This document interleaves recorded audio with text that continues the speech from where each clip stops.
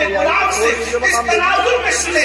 آپ نے سنا ہوگا مدینہ منورہ کی سرزمین ہے, رات کا آخری حصہ ہے, رات کا آخری پہر ہے. اس رات کے آخری پہر میں ایک بوڑھی کی کپ کپی آواز نکلتی ہے, بیٹی جلدی سے دودھ میں پانی ملا دو. تو جوان آواز کیا آتی ہے, امی جان کیا آپ نے نہیں سنا امیر المومنین نے منع کیا کہ دودھ میں پانی ملا کر کے نہیں بیچا جائے, کیونکہ یہ جرم ہے, یہ دھوکہ ہے, یہ فریب ہے, اس لیے میں دودھ میں پانی نہیں ملا سکتی. تو بڑھاپے کی کپ کپی والی آواز آئی, بیٹی امیر المومنین تو سو رہا ہوگا, اس کو کیا خبر کہ دودھ میں پانی ملا رہے ہیں. مگر جوان بیٹی کا جواب تھا, امی امیر تو سو رہا ہے مگر اللہ تو ہمیں دیکھ رہا ہے.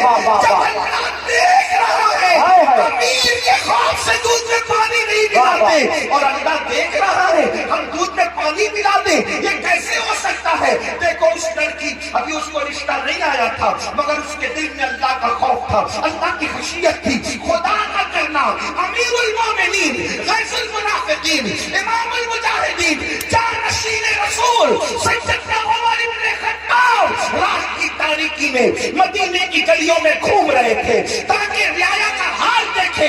جیسی کانوں میں آواز ٹکرائی, خوش ہو گئے کہ میری رعایا میں ایسی بچیاں بھی موجود ہیں جو رات کی تاریکی میں بھی اللہ سے ڈرتی ہے. گھر پہ نشان لگایا, کن کو معلومات دی کہ بچی شادی شدہ ہے کہ کنواری ہے, پتا چلا کنواری ہے. اپنے بیٹوں کو جمع کیا, جمع کرنے کے بعد کہا میں بوڑھا ہو گیا ہوں, اب شادی نہیں کر سکتا, بتاؤ تم میں کون اس لڑکی سے شادی کرے گا.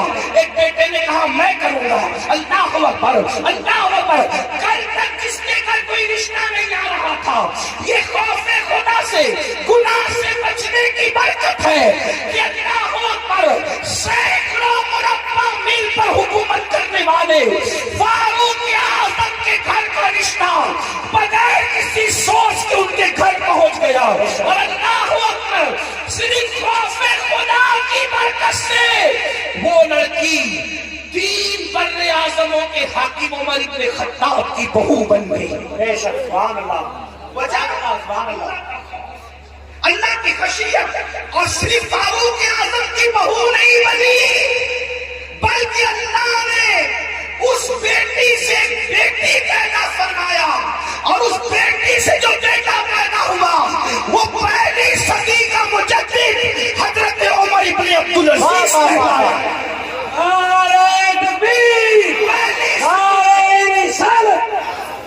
پہلی صدی کے مجدد کی نانی بھی بن گئی, عمر بن خطاب کی بہو بنی, اور دوسرے عمر کی نانی بنی جسے ثانی عمر کہلایا جاتا ہے. اللہ اکبر. یہ ہے تو عرض کیا کر رہا تھا, جب حضرت عیسیٰ نے پوچھا اے قوم مرے ہوئے اونڈے پڑے ہوئے لوگوں بتاؤ اللہ نے تمہیں کیوں اونڈے منہ مار کے ڈال دیا, تو انہوں نے کیا کہا ہم دنیا سے محبت کرتے ہیں.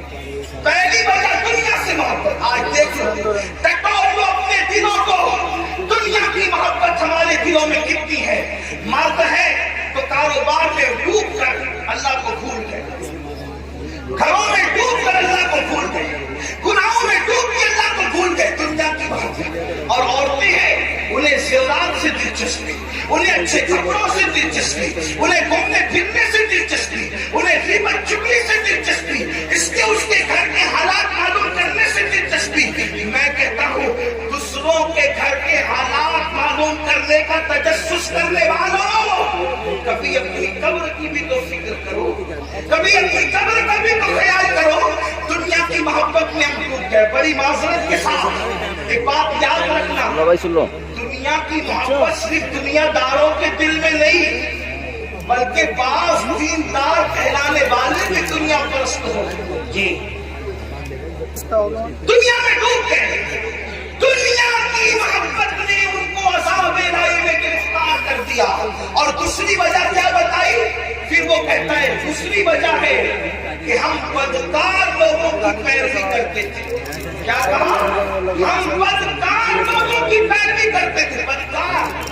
اب غور کریں, دھیان دیں کہ عیسیٰ علیہ السلام کی امت کے بدکار زیادہ بدکار تھے کہ آج لوگ زیادہ بدکار ہیں.